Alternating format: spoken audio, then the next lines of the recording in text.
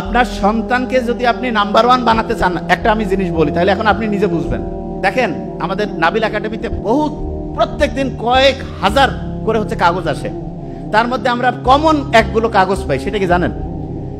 স্টুডেন্টরা চিঠি লেখে আমাদের পেজে, আমাদের ওইখানে যারা প্যানেল আছে তাদেরকে, তারা ওই কাগজগুলো আমার ছোট ভাই ডক্টর নোবেল কখনো কখনো আমার কাছে পাঠায়।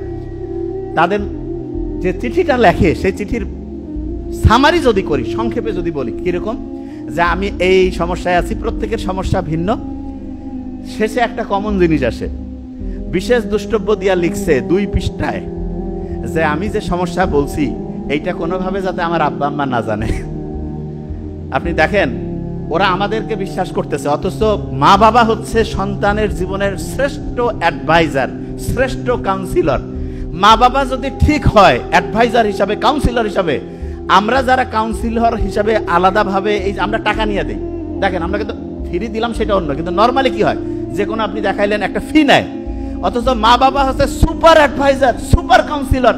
আপনি আপনার সন্তানের কাউন্সিলিং কেন করতে পারছেন না? এখানে আবার একটা ইন্টারেস্টিং জিনিস বলি। এক প্রফেসর, নাম নিব না, চিনে ফেলবেন, উনি একদিন বলতেছেন, নাবিল আমার ছেলেটার একটু কাউন্সিলিং করো তো। আমি বললাম, স্যার আপনি তো অনেক লক্ষ লক্ষ মানুষের কাউন্সিলিং করছেন। কয় আমার বেটা আমার কথা শুনে না। কেন? আমি বললাম, স্যার, আমি তখন স্যারের সাথে আলাপ করলাম যে কি কারণে। বলতেছে সে সবাই এসে স্যারকে বলে, দেখেন ইন্টারেস্টিং খুব জিনিসটা, এটা কিন্তু শিখতে হবে, খুব ইন্টারেস্টিং জিনিস। সবাই এসে স্যারকে টাকা দিয়ে দেখাচ্ছে, স্যারের বেটা, স্যারের ছেলে স্যারের কাছে শুনতেছে না। আমি বললাম, স্যার কারণটা কি আপনি ধরতে পারছেন? বলছে বুঝতে পারতেছি না। আমি বলছি সমাধানটা আমার কাছে আছে। বলছে কি সমাধান? দেখেন, বুঝতে পারবেন। দেখেন, আপনি চিন্তা করেন, এখন আপনি একটা ইন্টারেস্টিং জিনিস দেই। আপনি অভিভাবক, দেখেন খুব ইন্টারেস্টিং। আপনার কাছে দেখা গেল আপনার ছেলের বন্ধু বা বন্ধুর বন্ধু, মানে আপনার ছেলের বন্ধুর বন্ধু আসছে, এসে বলতেছে যে আঙ্কেল বান্টি আমি এই সমস্যায় আছি। আপনি কিন্তু তার কথা শুনতেছেন, শুনে কি করতেছেন? তাকে কোনো জাজ করেন না, আপনি তাকে একটা বুদ্ধি দেন, পরামর্শ দেন। আবার ওই আপনি যখন আপনার নিজের ছেলে মেয়ে এসে বলে আমার এই সমস্যা, হ্যাঁ তুই আমার বেটাই হয় এরকম করছিস, আমার বেটি হয়, তোর খেয়া ফেলাবো আজ, এই যে জাজমেন্টাল হই, তখন দেখা যায় ছেলে মেয়ে নিজেকে নিজের বাবা মার কাছে সবকিছু বলতে চায় না।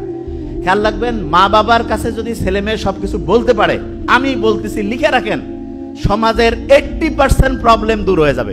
80% প্রবলেম দূর হয়ে যাবে সন্তানেরা যদি মা বাবার সাথে খোলামেলা আলোচনা করতে পারে। একদম বন্ধুর মতো মিশতে হবে। তো অনেকে বলে আমি তো বাপ মা, আমি তো সন্তানের সাথে বন্ধুর মতো মিশি। কিরকম বন্ধু? খরক বন্ধু।